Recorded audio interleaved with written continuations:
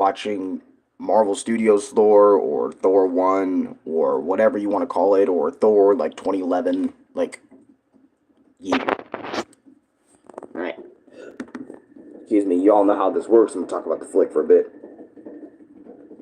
I didn't even get that at in my Discord. I didn't even know that went on. I didn't even get that at in my Discord. I didn't even know that went on. But, alright, so today I'm going to be reviewing Thor 1. As I mentioned. Oh, God. Alright, let's just get on with the show, right? So, the movie starts out with Jane, the movie starts out with Jane, the movie starts out with Jane and them, basically.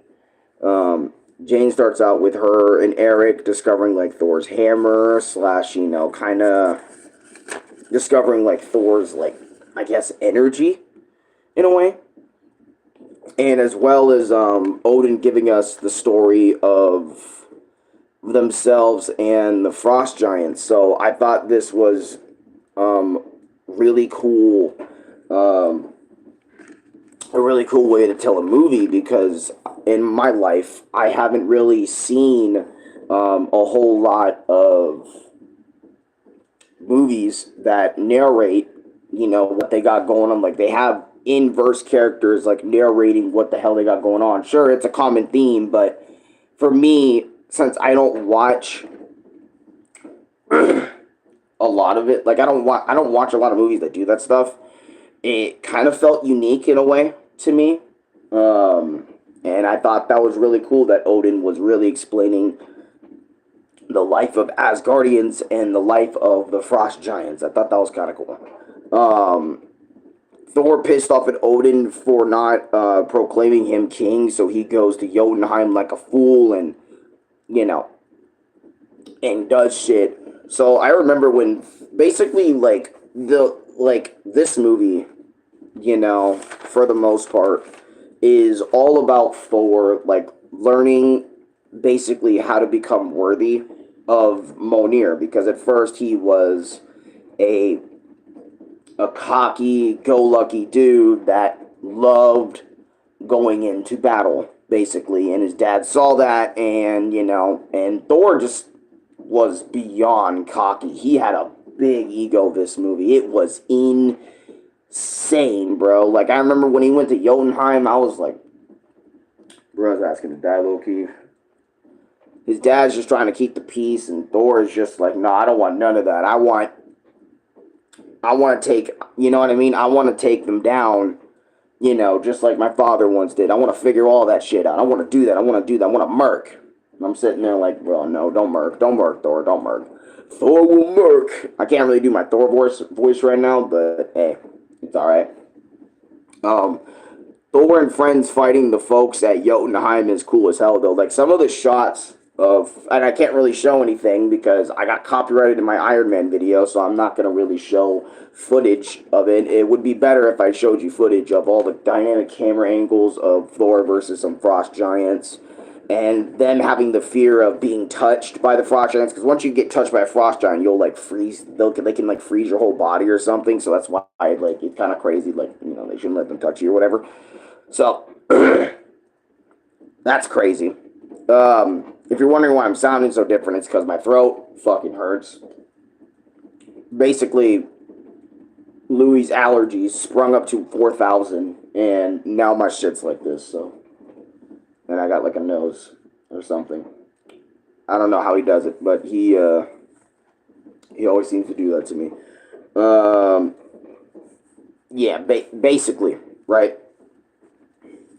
Thor in the, and basically after that moment, like, Thor and Odin was so pissed at Thor for going to the Giants, and also one of his friends got endangered in that fight with the Frost Giants. Forgot to mention that.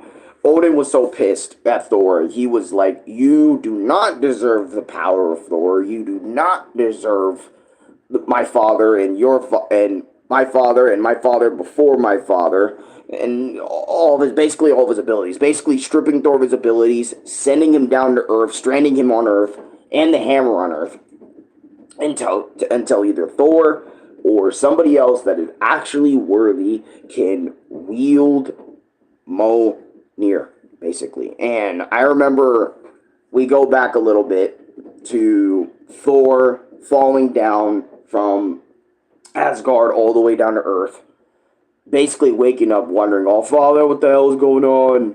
You know, it's a whole thing. And, you know, Jane and them were thinking Thor was crazy.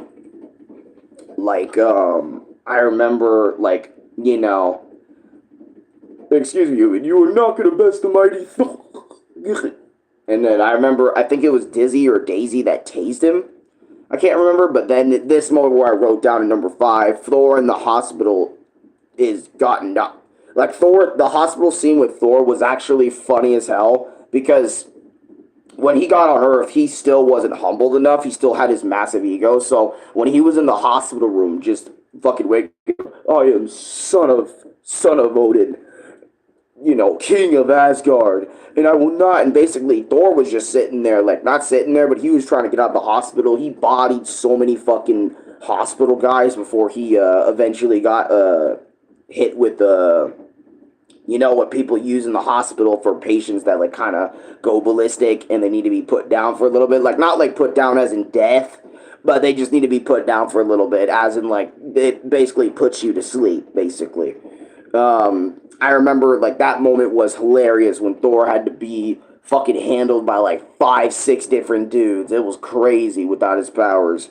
I'm like, so with Thor, like, and this had me questioning, because I remember when I was watching the movie, I was like, so in Thor 1, like, Thor without his powers is, like, is he, like, peak human level? Is he athlete level? Like, for example, like, and what I mean by, like, athlete level, like, he's as strong as somebody who does, like, you know, like, football, like, you're able to, you know, tackle people hard, or they're big old swole, because he's a big swole dude in this movie. But it's like, I remember that was coursing through my head when watching this. I was like, how strong is Thor if he's able to fully body, like, dudes that are as big as him with, like, relative difficulty, but, like, not, like, crazy difficulty. I'm just wondering, like, how strong is, like, just regular human Thor? He's, like, about, like, if that hospital scene, I think, showed me anything, he's about, like, 3, 4 people, like, full-size grown-ass men in one dude, I think. So he's still pretty tough, but he's not, like, I don't know if he's, like, Mike Tyson tough. Anyways, basically Thor getting out of the hospital later on, and Jane, like, just running, Jane Foster always running over Thor, because one of the jokes in the movie is Jane Foster always running Thor over. Thor just seems to magically, like, always be behind the truck Jane tries to drive, and she always ends up backing up on him and shit, and it was supposed to be, like, a funny thing. I always just sat there and wondered, I'm like, yo, what is up with Jane and running this man over, bro? Like, what is up with Jane and doing that shit? By the way, for anyone that's just got here, talking about Thor 1 anyway. What is up with Jane doing that? Also, it was kind of funny seeing, like, tons of civilians trying to lift Mjolnir by different means necessary, like having a chain strapped to the hammer and a chain strapped to the back of their truck, just for most of their truck to be fucking hauled back, like, and just destroyed, trying to lift Mjolnir. Some people try to lift Mjolnir using their hands. I remember Loki having Odin. Oh man, I hated this moment in the movie. Basically, number 7, we go back to Asgard a little bit. Basically, Loki, in scenes prior to this, when Thor and them went to... Sorry, my nose is, like, all over the place on this side. It's crazy how bad my nose is right now. Basically, Loki, in scenes before this, when they were fighting the Frost Giants, basically got touched by a Frost Giant, and it didn't work. And basically, Loki at that moment realized he was actually a Frost Giant. He wasn't a Asgardian, a true Asgardian. He was a Frost Giant, basically disguised as an Asgardian in a way. And basically, after Loki found out about this, he thought Odin didn't love him enough. He thought, you know, Odin hated him. He thought Odin did a lot of things. And Loki and Odin were having a little bit of a heated argument about it. Basically, Loki saying, "Was I not the right son? Was I meant to be with the Frost Giants? Was I meant?" Basically, keeping the pressure on Odin, because whenever you're in a confrontation or an argument with somebody, and a lot of people, like, when they're arguing with that other person, they feel that anger, like, towards them, right? Like, within themselves. They feel that anger, they feel that wrath, and it's like it fuels them to argue back. And with Loki just constantly laying it into Odin, keep in mind, Odin is an old ass dude in this movie, okay? He's not like a young ass Odin or something. He's a really old Odin. So, him, like, falling to Loki, like, basically going, not having a stroke, but going into Odin's sleep because of what Loki did and pressured him into going into that. I really hated that scene. Like growing up, I didn't really think too much about it, but nowadays, since I've been in so many arguments with my own dad, about, like, certain things or whatever, and it's like I do fear that shit sometimes, when we do go into argument or something or whatever. But it's like I really hate Loki for pressuring him here, because I think earlier in the flick, Odin was trying to tell Loki that, no, I loved you. As a frost giant, you were meant to die, and I'm trying to, I basically took you in as one of us to save you from that fate, because you were going to meet a fate, and it was death before you even were able to walk. That's crazy for Loki.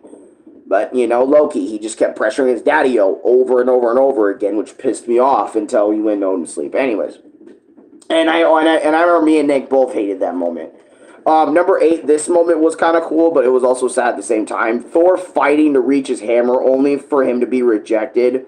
And also, Hawkeye was first shown in this movie, which is really cool. Basically, he was going to, like, shoot fucking, because he's, like, the best bowsman, in the entire world in the Marvel Cinematic Universe. So, basically, and basically he was sitting up top, like, waiting for Nick Fury or Agent Coulson's word to kind of shoot down Thor, but Coulson and all the other guys said, wait, I want to see this. Basically, Thor, when he ravaged the location that S.H.I.E.L.D. had for around that hammer to try to understand Mjolnir as a weapon, I thought was really cool. Like, Thor going in there trying to sneak and, like, bodying people and even getting into some fights with some big old dudes. And I remember Coulson was pissed at Thor after this moment, mainly because of how Thor basically sat there and bodied some of Agent S.H.I.E.L.D.'s best dudes and stuff like that, basically. And later on after that, a little bit later, I'm going to keep mentioning this because I don't write everything about the movie down. I mean, I write as much things about the movie as I wanted, but, like, not, like, every single frame or every single little thing. So keep that in mind when making this review in 2025. Oh my goodness. Basically, a little bit after that, Thor gets captured because he was kind of sad that he was not able to pick up Mjolnir. And after not being able to pick up Mjolnir, some S.H.I.E.L.D. guys pick Thor up and throw him in a room. Either throw him in a room or put him in a room. And Coulson was talking to him for a little bit, trying to get questions out of Thor, basically saying, hey, you literally bodied some of the toughest guys I know. Where the fuck were you trained? Afghanistan, And, like, he started naming, like, other places that have, like, different types of fighting techniques and styles and whatnot, and it's a whole thing, right? And Thor was just not listening to him. Thor was literally just sad about his own hammer and shit. And another thing that I did not bring up was after Coulson left because he had a call, Florian Mayer, 1998, welcome to the stream. I hope I read that name right. I usually read a lot of names wrong. But basically, as I was saying, right, was after Agent Coulson left, Loki came in. By the way, as Odin went into Odin's sleep, right, Loki became the new temporary king of Asgard because there was no Thor there to kind of become What the fuck? That was fucking weird. Um, Over here talking about Thor and that shit happens. God damn, that was loud, bro. Oof. Like, that kind of hurt my ears. Kind of got me a little alarmed a little bit. But anyway, so basically Loki came into that same room Thor was sitting in, just depressed about him not being worthy, like the hammer really not picking him. Loki comes in and says Odin is dead. He comes up with this is one of the first lies he ever tells Thor. Basically he was like, Odin is dead. Mom will not leave his bedside, and it's a whole thing. And basically saying your banishment is forever. And Thor was like, he obviously believes Loki because they're brothers, so of course he's gonna believe him. Even though we all know Loki is a fucking liar. Like, liar 101. He is the most iconic god for lying. He is the god of mischief, so it's like, take that with a grain of salt. But in this scenario, Thor was just so out of it. He was just, he like thanked Loki for coming. He understood why he was banished, and he prayed that Asgard was good in his hands, basically. Because he was down and about, and there was no way he can get out of it, you know what I mean? And there's a lot of stuff later on, but Eric saying later on, Eric came over to that shield spot to get Thor out of there, and basically Eric said, I need a drink. And basically they were sitting there drinking for a little bit, talking, communicating. Eric's like, you got to stay away from Jane, man. And after Thor explained himself, obviously, and what his situation was, saying, I got banished from my home and all that other sort of stuff. And Eric was like saying, every man has to admit whenever they're lost. And something, it went along the lines of like that towards Thor. Like, basically, every man sometime has to admit when they're lost or when they're not right, and when they have to, morally do the right thing or something like that. And, excuse me. And because Eric said that, and Thor kind of understood, and as well as telling, him to kind of stay away from Jane Foster, later on, after that point, dude, that fucking cat, you need to relax. I fed you already. I fed him at 7 o'clock. It's like, that man acts like he never gets fed at all. Funny enough, he acts like he never gets fed. Like, anything for, like, no reason. Like, if you see someone moving, he'll like meow at you for like hours, just wanting more and more food, basically, and he won't stop. But anyways, after that moment, I think Thor and Jane Foster had like a little bit of a moment. Basically, Thor kind of explaining himself to her, and basically having like a late night with her and shit, and all the other sort of stuff as like a regular ass dude. I think later on, Loki says, he sends the destroyer to go destroy his brother because, how do you call a black woman hoplite in an airplane? I have no idea. Basically, Loki says to the destroyer, go destroy Thor. And basically the destroyer, when he comes down, a pilot flight in an airplane. I don't know. That's a weird question. I've never been asked that before. But basically, the destroyer is basically Asgard's like other guardian that's way stronger than the rest. I'm not saying way stronger as in like stronger than actual as the destroyer is stronger than actual Asgardians, but like he basically is a big old buff metal humanoid looking thing that basically opens his face and shoots fire basically out of its face, and it's over here destroying towns and all that other sort of stuff. And there's also moments before this, but I just kind of want to get this review done because I don't want it being too long, and kind of give you like a quick summary of the movie. Basically, the thing destroying the town, I remember Nick and I, we were hyping the destroyer up because the destroyer was honestly a really cool idea. for the Marvel Universe to use. And it's kind of sad that the Destroyer doesn't make a comeback and there's only one of the Destroyers, even though the Destroyer is kind of like a cringe in a weird way, like kind of like a weird like final boss villain for the movie. They just kind of had to find a dude to end it on in a weird way. It felt like, to me anyway. Anyways, Thor sticking up for his friends in the human form from the Destroyer is dope. Basically evacuating the entire town from the Destroyer. And basically this was where like Thor like finally understood what it means to be worthy, what it means to be a king, what it means, you know, to be the rightful heir to Asgard. It's not about strength. It's not about having the glorious of all battles. It's about like protecting the people. Like it's about protecting all the realms, being a protector of all the realms, but also protecting what's right in front of you and all that other sort of shit, and not just seeking out battle just to seek out battle. It's only to you know, only fight until like there's no need for it anymore. You know what I mean? It's a whole thing, right? And as you know, Thor was doing that, Thor actually became worthy of Mjolnir again, and basically fought the Destroyer and basically soloed him. Like as soon as he got his powers back, he was like, "Dude, I'm not playing no games." He took the Destroyer seriously.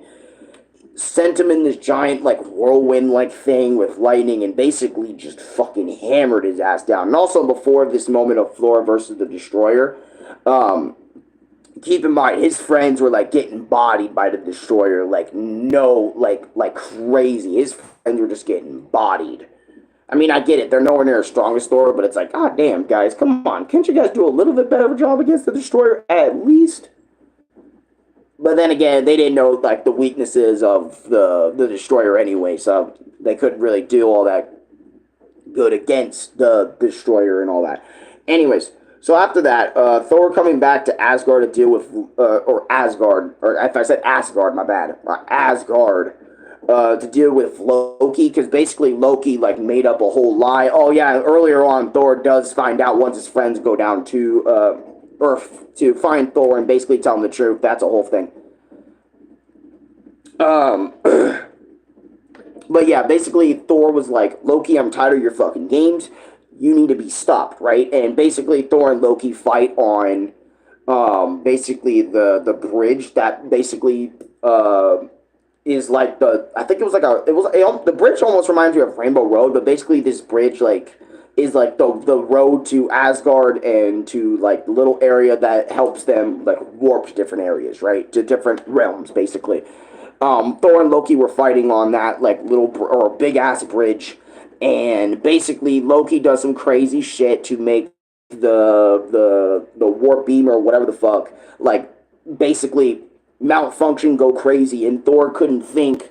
And Loki was like, Thor, it's too late. You can't stop it. All right, I'm peak. You're a loser. And Thor was like, I think I know a way to stop it. And just seeing Thor destroy the Bifrost, right? Thor destroying the Bifrost, or yeah, basically, you guys get it. Thor taking the hammer and fucking hitting the bridge as hard as he can multiple times to destroy it. And once it was destroyed, Loki's plans were done. Yeah, I fed her literally a second ago. Not even that long ago. But anyways, as I was saying, basically after the Bifrost went, the Bifrost got destroyed or whatever, and basically Thor and Loki got blown up back. Odin finally wakes up from Odin's sleep. Thor and Loki try to catch each other. Odin also catches Thor, and basically they had a big old scruffle or whatever the heck and all that other sort of shit. And basically, you know, Thor was like, Loki, stay grabbing my hand. I'll get you up, and we will continue living, or you'll be in a cell, or whatever the fuck. Basically, Loki said, I'm not a real son, so I'm just going to let the fuck go. And basically, Loki, quote-unquote, dies. And I didn't write any of that down because I'm like, we all know Loki was fucking capping. He found a way to snivel out of the situation because he didn't want to be captured by Asgard after everything he's done to them, specifically. Fuck that. He wants to live his own life. So basically, he makes Thor and Odin believe that he's dead, and it's a whole thing or whatever. And Obviously by Thor destroying the Bifrost, he can't see Jane Foster anymore. In a way, I mean, he can obviously when the Bifrost gets repaired, he can see her, but we won't see that until like either after Avengers or Thor 2. Thor Dark World. Anyways, as a movie, right? Thor 1 as a movie. I thought this movie was solid. I thought this movie was okay. I remember going into this, Thor 1, I was like, oh, Thor 1, the story of how Thor becomes unworthy and then learns how to become worthy. It's a simple story with a simple premise, and every scene that they used, even the funny ones, had their place, and it wasn't like a bad movie, or it wasn't like an awful movie, or it didn't feel like Captain Marvel to me. Captain Marvel on this list so far, Marvel movies, was like the worst one for me, just to watch, because just how annoyed I was at like just the entire thing, right? I didn't really like the entire thing all that much, But with Thor, I thought this movie was like better than that, but like not like by like, well, by a significant margin, it was better than Captain Marvel in my opinion. I thought, even though some moments did feel a little bit like not rushed or felt a little weird, like apparently, Asgard has like this destroyer and shit. There was kind of like no build up to him, or no build up to his power, at least in my opinion. Or actually, no, there was like one scene in the movie that showed us what the destroyer can do without showing us who the fuck he is. Like where he just atomized some frost giants, like instantaneously just wiped them, But other than that moment, it was like a clean slate all the way through. But anyways, I digress. Let's go back to the end of the movie, right? And just me talking about my opinion of it. Again, I thought it was okay. I thought it was a solid movie. I thought I'd give it like maybe a 7 or like an 8.3 out of 10. It's not a bad movie, but it's not like the greatest thing of all time. Like, the next movie after this, The Avengers, the first Avengers movie, where that one was like, oh, that one was just peak in every sense of the word. But, I digress. This movie was still good, I thought, because honestly, when I was going into Thor 1, I thought this movie, since a lot of, like, older movies, like, the older I get, like, those even older movies, like, become, like, not nowhere near as good, or they're cringe, or they're just bad, and I was going to go into Thor thinking this movie was kind of bad. I'm not even going to lie. By the way, Lucas, welcome to Stream. My bad for not saying nothing. I thought it was going to be bad, but in all honesty, Thor 1 ended up being a little bit better than, what my expectations were, Like, my expectations for this movie was, okay, this movie's just going to be alright at best. There's not going to be really any moments that made me go, ooh, or any moments that made me go, what the fuck? But there was actually a few moments that the movie made me go, like, what the fuck, that's crazy. I don't know how the fuck they keep doing that, but, like, goddamn, that shit was crazy. Anyways, do I recommend you guys watch Thor 1? Honestly, if you guys are trying to watch the Marvel Cinematic Universe, it is necessary, I feel like, for you guys to watch Thor. But if you're just trying to find a movie, like, based on Thor or whatever, or you're just trying to find a quick flick to watch with your kid, I think Thor 1 still is pretty alright. There's some, I think there's some valuable lessons, like, a kid could learn from in this movie a little bit. Like, learn how to not have an ego, learn to, not let your own ego and your emotions cloud your judgment. I think that was another lesson I feel like somebody could learn from watching this movie. Be nice to others and treat them kindly and all that other sort of stuff, even complete strangers. I can't think of like another lesson I think I would learn from this movie, but you get my point. Like, the action was still pretty cool for being 2011. The fight scenes and choreography was still pretty good. Overall, it was a solid movie. I thought it was awesome. Anyways, thank you for watching my review of Thor 1. Also, Nick really sat here and enjoyed the movie too when we were watching it. He thought it was pretty good. But I'll try and grab him for Avengers. I know I said when we get to Avengers and another Marvel My Experience, that I will get him. Sometimes it's kind of hard to get Nick in party with me sometimes early morning, because, he sleeps in almost like Louis does. sometimes, so it's kind of hard for me to kind of grab him. And also, I don't want to like grab him just a few hours before work. You know what I mean? I want him to have like a full day. That's why Nick hasn't been in a lot of these reviews to answer some of your guys' questions about that. But anyways, like, comment, subscribe, favorite, share with your friends. God damn, my nose is really annoying me right now. God bless you all.